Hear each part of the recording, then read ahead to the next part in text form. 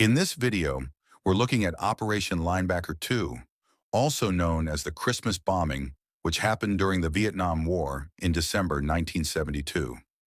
This was a big 11-day bombing by the U.S. on North Vietnam's main cities to force them back to peace talks. We'll explore why it started, what happened during the bombings, and the big effects it had afterwards. This operation is famous for its intense action and the big debates it caused about right and wrong in warfare. Join us to discover more about this critical moment in history. By 1972, the Vietnam War had been raging for nearly 2 decades. The U.S. had spent years fighting alongside South Vietnam to stop the communist North Vietnamese forces, but victory was nowhere in sight. In early 1972, North Vietnam launched the Easter Offensive, a massive military attack that threatened to defeat South Vietnam. In response, the U.S. launched Operation Linebacker I, a bombing campaign that targeted supply lines, bridges, and transportation routes. This slowed down the North Vietnamese advance and forced them into peace talks in Paris. For a while, it seemed like the war might finally end. But by December, the negotiations had collapsed. North Vietnam refused to compromise, believing the U.S. was desperate to withdraw. President Richard Nixon and his top advisor, Henry Kissinger, saw this as a major problem. If the U.S. left Vietnam without a peace deal, it would look like a defeat. Nixon decided to take a drastic step. If North Vietnam wouldn't agree to peace, he would force them. The plan was to launch a new bombing campaign, one that would hit North Vietnam harder than ever before. This time, it wouldn't just be about cutting off supplies. The goal was to destroy North Vietnam's war-making ability and make their leaders realize they had no choice but to return to the negotiation table. The U.S. would target Hanoi and Haiphong, the heart of North Vietnam's government and industry. The operation was set to begin on December 18, 1972. Over the next 11 days, North Vietnam would experience the most intense bombing of the entire war. What followed was one of the most controversial military operations in American history. Operation Linebacker II, later called the Christmas bombing. With the peace talks failing, President Nixon was determined to bring North Vietnam back to the table, on American terms. He believed the only way to do this was through sheer military force. If the U.S. could hit North Vietnam hard enough, its leaders would have no choice but to surrender to negotiations. This time, the strategy was different. Operation Linebacker might had focused on cutting off supply routes and disrupting troop movements. But Operation Linebacker II would be a full-scale assault on North Vietnam's war-making ability. It was designed to crush their infrastructure, cripple their economy, and break their will to fight. The main objectives were clear. Destroy North Vietnam's military and industrial centers. This meant targeting factories, rail yards, and warehouses. Wipe out air defenses. North Vietnam had advanced Soviet-made surface-to-air missiles, SAMS, that had been deadly to U.S. aircraft. These needed to be taken out. Force Hanoi back to the negotiating table. Nixon wanted a peace deal that ensured South Vietnam's survival. To achieve this, the U.S. launched one of the biggest air campaigns in history. Over 200 B-52 bombers, along with thousands of fighter jets and support aircraft, were sent into action. These bombers could carry massive payloads and drop hundreds of bombs in a single mission. For 11 days, wave after wave of bombers would pound Hanoi, Haiphong, and other strategic locations. More than 20,000 tons of explosives would be dropped. No other bombing campaign during the war came close to this level of destruction. The U.S. military believed that such an intense bombing campaign would quickly overwhelm North Vietnam's defenses. The North had anti-aircraft weapons, but against hundreds of bombers, their chances looked slim. But North Vietnam had been fighting for decades. They were used to war, and they were prepared. As the first waves of American bombers took off, North Vietnamese gunners and missile crews were ready to fight back. The stage was set for one of the most destructive and controversial air assaults in military history. Would the bombing succeed in forcing peace, or would it only harden North Vietnam's resistance? The answer would soon become clear. On the night of December 18, 1972, the first wave of B-52 bombers and fighter jets roared into the skies. Their destination, Hanoi and Haiphong, the heart of North Vietnam's war industry. The operation had begun. For the next 11 days, the U.S. launched wave after wave of bombers, each carrying up to 108 bombs. The goal was total destruction, to cripple North Vietnam's ability to continue the war. The bombing followed a strict pattern. Every night, the B-52s flew in formations of 3, dropping thousands of bombs at once. These formations, nicknamed cells, created an effect known as carpet bombing, massive explosions that covered entire areas, leaving nothing but rubble and fire. Key targets. The U.S. targeted 4 main areas in an attempt to crush North Vietnam's war effort. 1. Rail yards and supply depots. These were essential for transporting weapons and supplies from China and the Soviet Union. Destroying them would cut off reinforcements and force North Vietnamese troops to fight with fewer resources. 2. Factories and power plants. Hanoi and Haiphong had industrial centers producing weapons, ammunition, and military equipment. Blowing up these factories would cripple North Vietnam's ability to produce weapons. 3. Airfields and anti-aircraft defenses. The U.S. needed to weaken North Vietnam's air force and missile systems to make bombing runs safer for American pilots. Striking air bases helped reduce the threat of enemy fighters. 4th. Military headquarters and communication centers. These were the nerve centers of North Vietnam's war effort. Destroying them would disrupt enemy leadership and coordination. The bombing's impact. The destruction was immense. Each night, American bombers dropped thousands of bombs, turning key areas into burning wastelands. Hanoi and Haiphong were shaken to their core as buildings crumbled, fires raged, and smoke filled the air.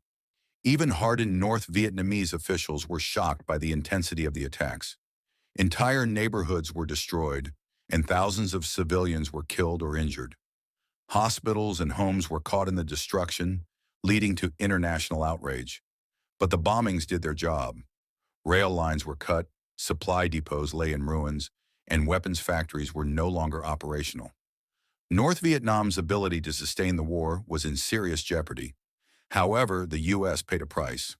The North Vietnamese were not defenseless.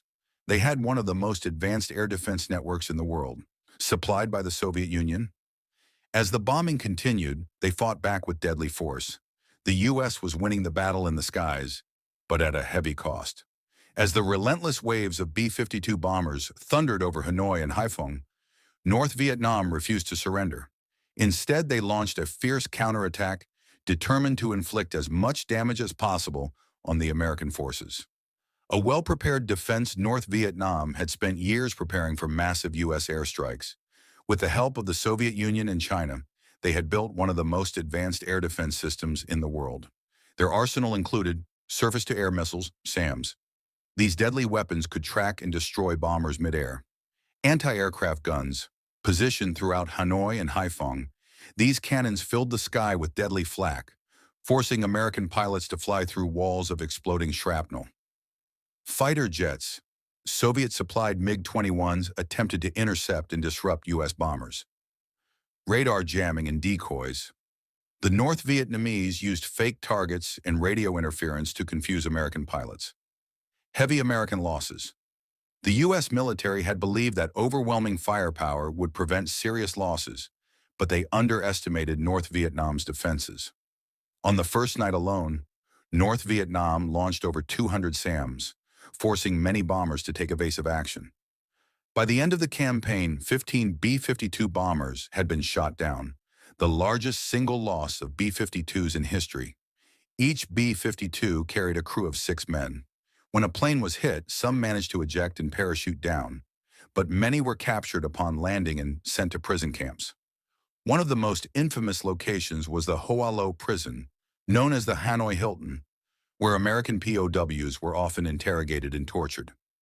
For U.S. air crews, the fear of being shot down and captured was constant. Pilots flying into Hanoi's airspace knew they were entering the most dangerous skies on Earth. The bombing continues. Despite these losses, Nixon refused to stop the bombing. He was determined to break North Vietnam's will, no matter the cost. Even as American bombers fell from the sky, the missions continued night after night. By December 29, 1972, after 11 straight days of relentless bombing, Operation Linebacker II came to an abrupt stop. The skies over Hanoi and Haiphong fell silent. The U.S. had dropped over 20,000 tons of bombs, destroying key military and industrial targets. But more importantly, North Vietnam's leaders were shaken.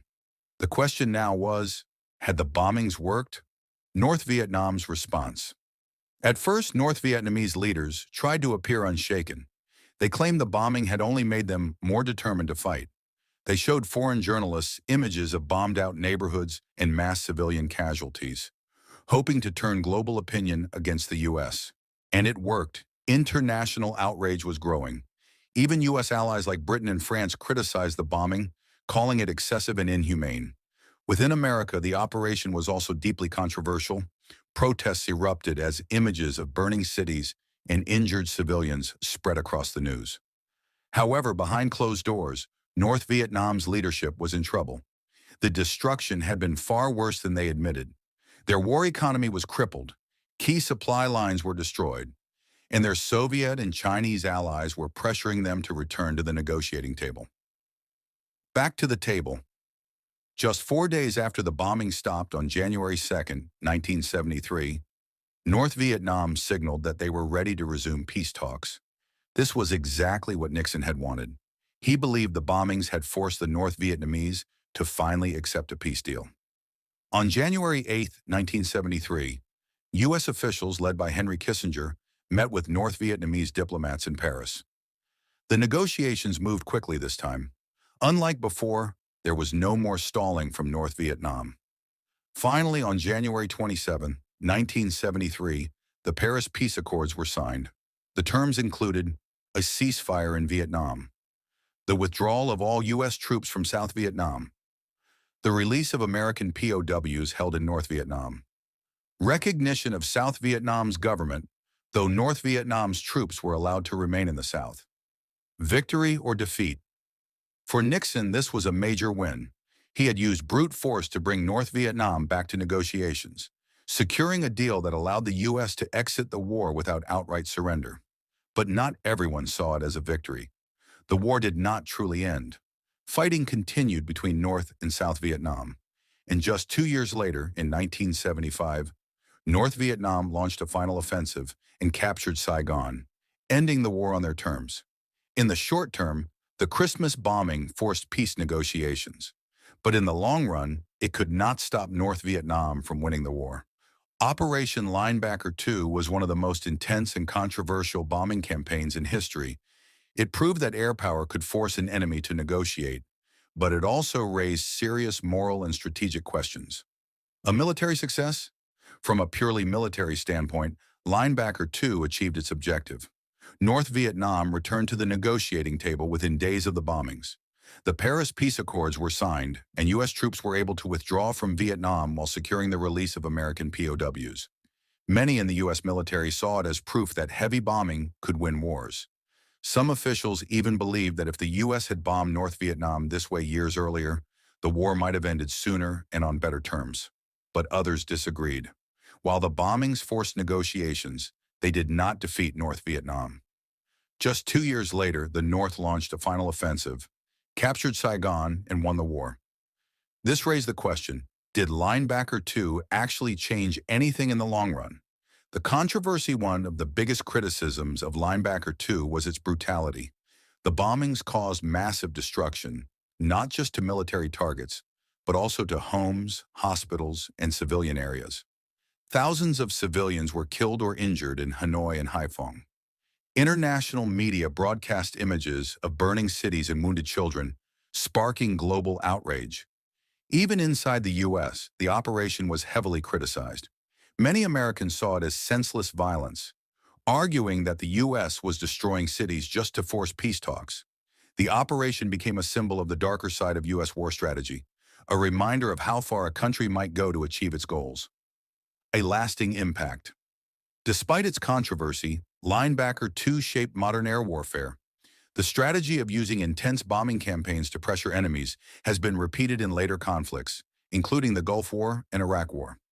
Operation Linebacker II was one of the most brutal and decisive bombing campaigns of the Vietnam War. It forced North Vietnam back to the negotiation table and led to the Paris Peace Accords, allowing the U.S. to withdraw its troops. But in the long run, it did not stop North Vietnam from winning the war. The Christmas bombing remains one of the most controversial military operations in history. Some argue it was necessary to pressure the North, while others see it as excessive and inhumane. Regardless, it proved the power of air warfare and set the stage for future U.S. military strategies. What do you think? Was it a necessary evil or a brutal mistake? Let us know in the comments. Thanks to everyone who watched until the end. Don't forget to like, comment, and subscribe for more historical content. See you in the next one.